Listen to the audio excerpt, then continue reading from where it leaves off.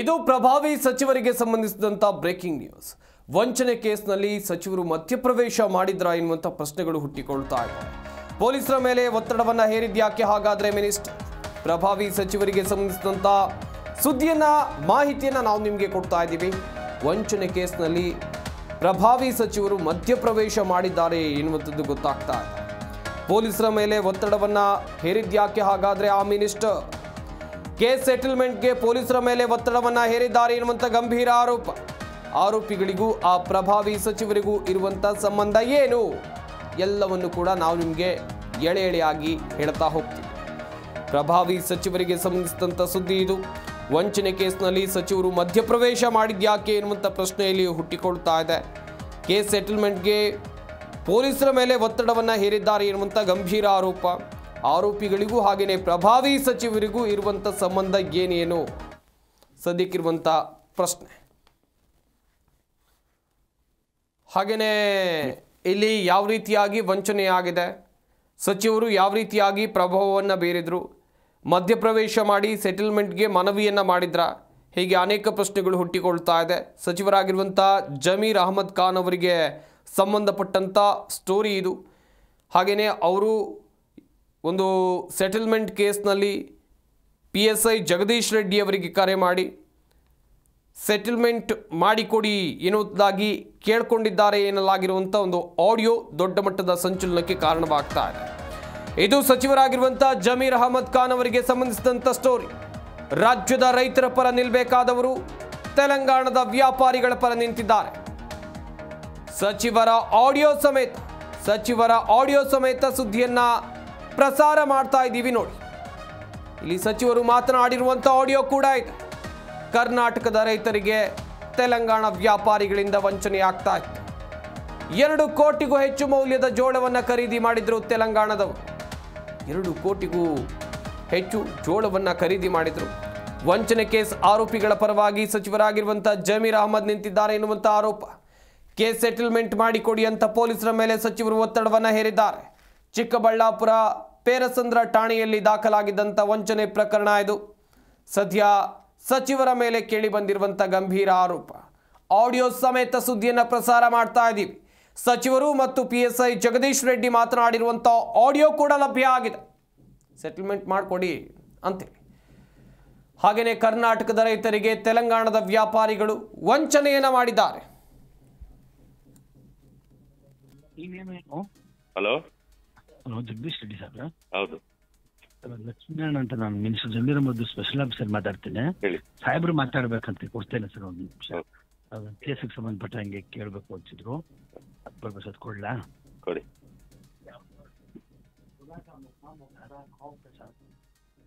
ಜಗದೀಶ್ ರೆಡ್ಡಿ ಅಂತಿದೆ.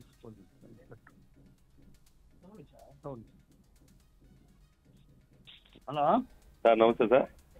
ಸರ್ ನಮಸ್ತೆ ಬ್ರದರ್.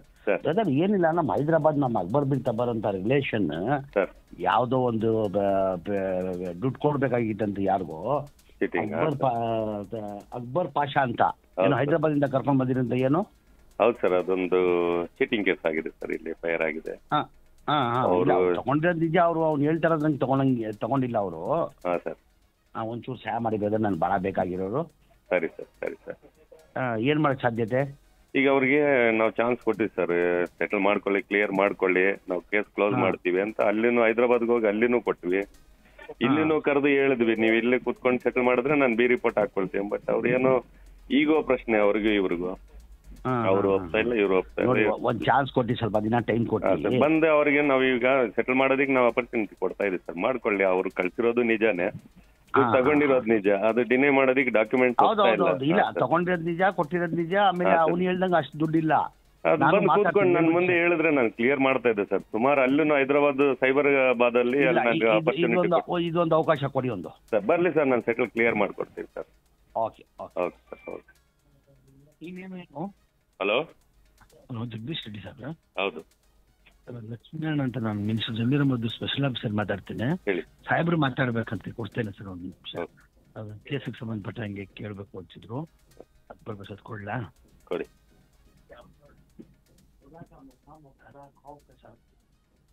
ಜಗದೀಶ್ ರೆಡ್ಡಿ ಅಂತಿದೆ.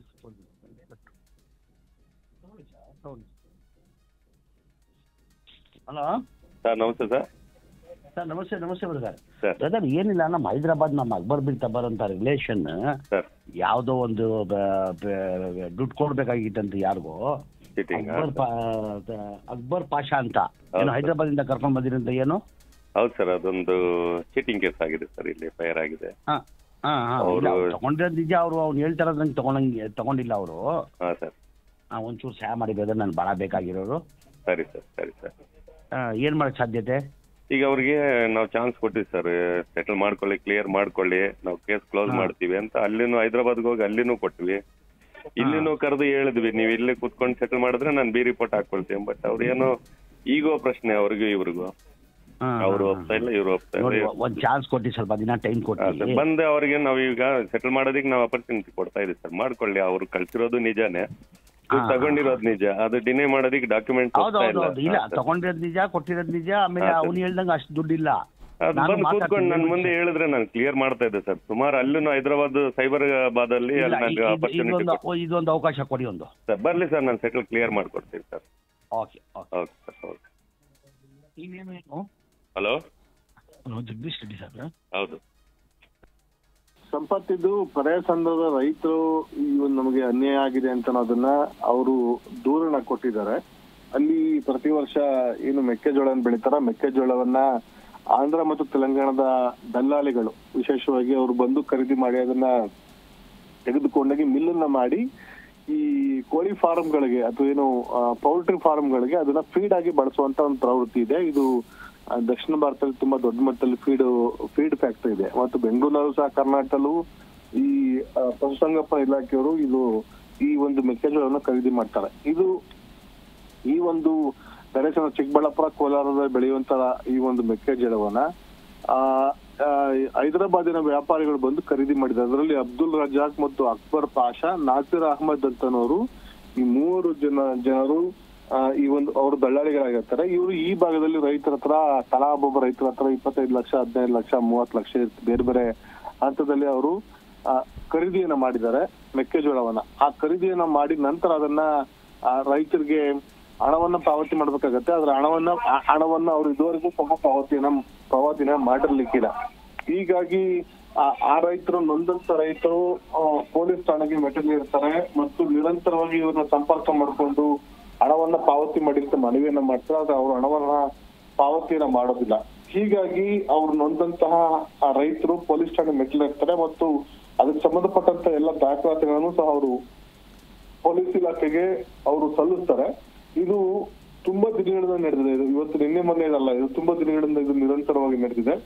ಜನವರಿಯಿಂದ ಜೂನ್ ತನಕ, ಅಂದ್ರೆ ಈ ಒಂದು ಏನು ಬೆಳೆ ಅವಧಿ ಏನ್ ಬರುತ್ತೆ, ಆ ಬೆಳೆ ಅವಧಿ ಆದ ನಂತರ ಕಟಾವು ಮಾಡದಂತ ಆಗಾಗ ಬಂದು ಕಟಾವು ಮಾಡ್ಕೊಂಡು ಇದನ್ನ ತೆಗೆದುಕೊಂಡು ಹೋಗುವಂತ ಪ್ರವೃತ್ತಿ ಇದೆ. ಅದನ್ನ ತೆಗೆದುಕೊಂಡು ಹೋಗುವಂತ ಸಂದರ್ಭದಲ್ಲಿ ಇದಿಷ್ಟನ್ನು ಸಹ ಅವರು ಪಾವತಿ ಮಾಡ್ಬೇಕಾಗತ್ತೆ.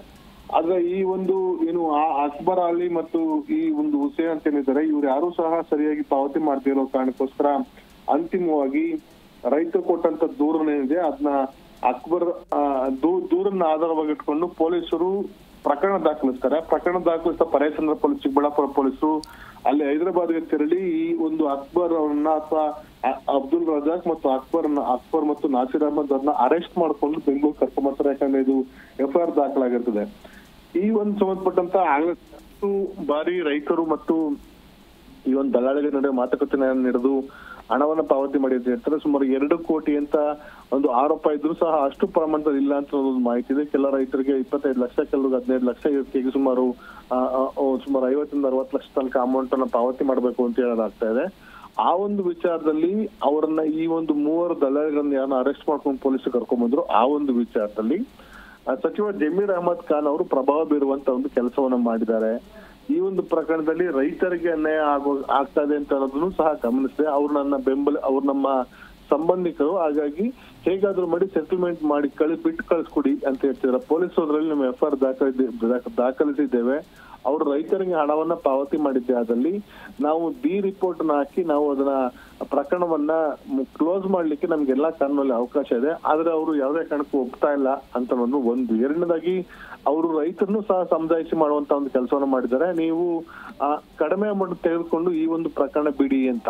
ಮತ್ತು ಸಚಿವ ಜಮೀರ್ ಅಹಮದ್ ಖಾನ್ ಹೇಳ್ತಿದ್ದಾರೆ, ನೀವು ಅವರು ಅರೆಸ್ಟ್ ಮಾಡ್ಕೊಂಡು ಕರ್ಕೊಂಡ್ ಬಂದಿರುವಂತಹ ವ್ಯಕ್ತಿಗಳನ್ನ ಬಿಟ್ಬಿಡಿ, ಅವ್ರಿಗೆ ಹಣವನ್ನ ಹೊಂದಾಣಿಕೆ ಮಾಡ್ಕೊಳ್ಳಿಕ್ಕೆ ಅವಕಾಶನ ಕೊಡಿ ಅಂತ. ಜನವರಿಯಿಂದ ಜುಲೈ ತನಕನೂ ಸಹ ಸುಮಾರು 6 ತಿಂಗಳ ಅವಕಾಶ ಇದೆ. 6 ತಿಂಗಳಲ್ಲಿ ಅವ್ರು ನಿರಂತರವಾಗಿ ಮೆಕ್ಕೆಜೋಳವನ್ನ ಖರೀದಿ ಮಾಡಿದ್ರು ಸಹ ಆ ಒಂದು ಖರೀದಿ ಮಾಡುವಂತ ಮೆಕ್ಕೆಜೋಳಕ್ಕೆ ಹಣವನ್ನ ಪಾವತಿ ಮಾಡ್ಲಿಕ್ಕಿಲ್ಲ. ಅದಾದ ನಂತರ ಸುಮಾರು 4-5 ತಿಂಗಳು ಕಳೆದಿದೆ, ಆದ್ರೂ ಸಹ ಇನ್ನು ರೈತರಿಗೆ ಹಣವೂ ಇಲ್ಲ, ಬಡ್ಡಿನೂ ಇಲ್ಲ.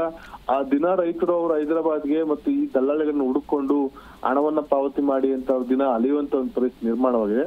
ಆದ್ರೂ ಸಹ ಸಚಿವ ಜಮೀರ್ ಅಹಮದ್ ಖಾನ್ ಅವರು ತಮ್ಮ ಸಂಬಂಧಿಕರು ಅಂತನೋ ಮಾತನ್ನ ಹೇಳ್ಕೊಂಡು ಪೆರೇಸಂದ್ರದ ಪೊಲೀಸ್ ಇನ್ಸ್ಪೆಕ್ಟರ್ ರೆಡ್ಡಿಗೆ ಕರೆ ಮಾಡಿ, ಅವರ PS ಸ್ಪೆಷಲ್ ಆಫೀಸರ್ ಲಕ್ಷ್ಮೀನಾರಾಯಣ ಕರೆ ಮಾಡಿ ಸಚಿವರು ಮಾತನಾಡ್ತಿದ್ದೆ ಅಂತ ಕೊಡ್ತಾರೆ. ಆ ಸಂದರ್ಭದಲ್ಲಿ ಆ ಒಂದು ಅಧಿಕಾರಿ ಮಾತನಾಡಿ, ಅದರ ಅಧಿಕಾರಿ ಯಾವುದೇ ಕಾರಣಕ್ಕೂ ಅಧಿಕಾರಿಯ ಒಂದು ಕಾರ್ಯವೈಖರಿಯನ್ನು ಮೆಚ್ಚಬೇಕಾಗತ್ತೆ. ಆ ಪೊಲೀಸ್ ಅಧಿಕಾರಿ PSIಗೆ ಫೋನ್ ಮಾಡಿಕೊಟ್ಟಂತ ಸಂದರ್ಭದಲ್ಲಿ ಜಗದೀಶ್ ರೆಡ್ಡಿ ಅವರು, ಇಲ್ಲ ಸರ್ ನಾವು ಅದಕ್ಕೆ ಸರಿಯಾಗಿ ನಾವು ಸ್ಪಂದಿಸಿದ್ದೇವೆ, ಅದ್ರ ಯಾವುದೇ ಕಾರಣಕ್ಕೂ ಬಿಟ್ಟು ಕಳ್ಸಿಕ್ ಆಗೋದಿಲ್ಲ, FIR ದಾಖಲಾಗಿದೆ, ಅವರು ನೆಗೋಸಿಯೇಷನ್ ಮಾಡ್ಕೊಂಡು ಹೋಗ್ಬೋದು ಅಂತ ಹೇಳಿದ್ರೆ, ಅದು ಸಹ ಸಚಿವರ ಒತ್ತಡಕ್ಕೆ ಮಾಡಿದ್ದು ಆ ಒಂದು ಆರೋಪಿಗಳನ್ನ ಬಿಟ್ಟು ಕಳಿಸಿದ್ದಾರೆ ಅಂತ ಆರೋಪ ವ್ಯಕ್ತ ಆಗಿದೆ.